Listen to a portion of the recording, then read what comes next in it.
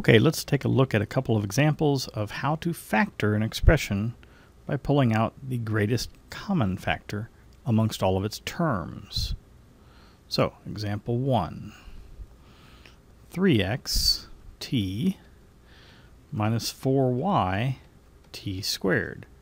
So upon examining each one of these terms, what do they have in common? Well, they certainly don't have a 3 in common. This one's missing it. They don't have an x in common. This one's missing it. Do they have a t in common? Sure. This one has a single t. This one has 2 t's, more than enough. So let's pull that common t out. So we have t times, well, what's left? T times what, as a first term here, will give us 3xt. Well, it must be the missing 3x. Likewise, t times what over here will give us negative 4yt squared. Well, we're clearly missing a negative 4. We don't have a y. We need 2 t's here multiplied together. We have 1 on the outside, so we're only missing 1. And you can see then, all we've really done is use the distributive property in reverse, right? If I were to put this back on here, I would produce exactly those 2 terms. As long as this factor here is completely factored, which it is, we're done. We have factored the original expression. Okay, let's look at a second example.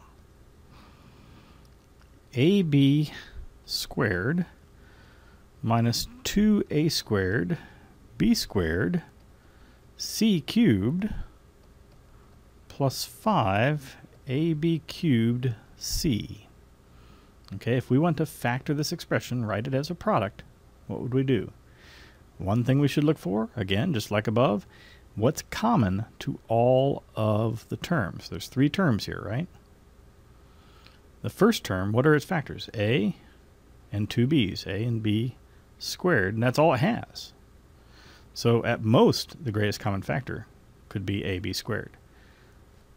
Do the other two terms share those factors? Well, this one has 2 a's, that's more than enough. It has 2 b's, that's going to check out fine. This one has a single a, okay, that's enough to pull out a single a. It has 3 b's, that's enough to pull out 2 b's. So that is our greatest common factor, a b squared.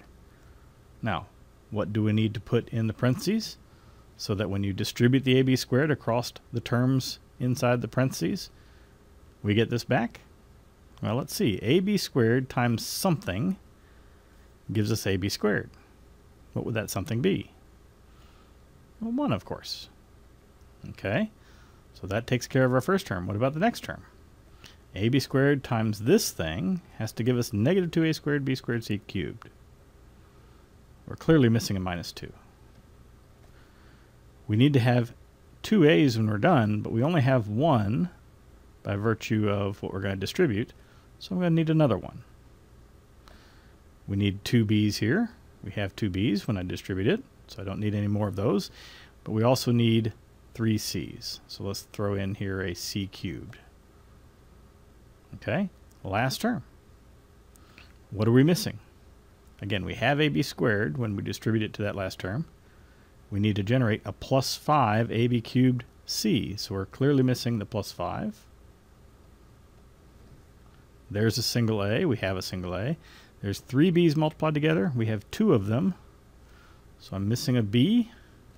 And of course, I'm also missing a c. Okay? Again, as long as this is completely factored, we are done. That right there is the factored form of that expression. Let's look at one more. How about x plus y times 7x minus 2y minus 5 times x plus y squared. Okay, now don't fall into the trap here.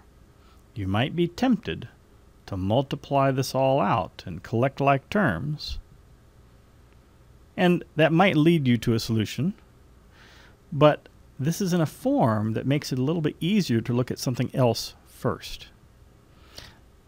We have 2 terms, one here, one here, and those 2 terms are partially factored. possibly completely factored. This first term has a factor of x plus y. Notice the second term also has a factor of x plus y. In fact, it has two of them. We can pull that common x plus y out now, before multiplying anything out. That's going to save us time. If we pull out this common x plus y, what's left? Let's see, this times whatever our first term is has to produce all of this. So it's pretty clear, right? We have the x plus y. The only thing we're missing here is 7x minus 2y. So let's put that in. Okay.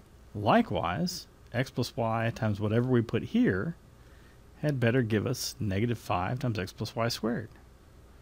We have one of the x plus y's, so we're only missing one. And of course, we're missing the minus 5. So let's put in minus 5 times x plus y. Okay?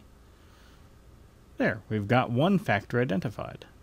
Now, this stuff over here looks a bit of a mess. Perhaps we should try to simplify it.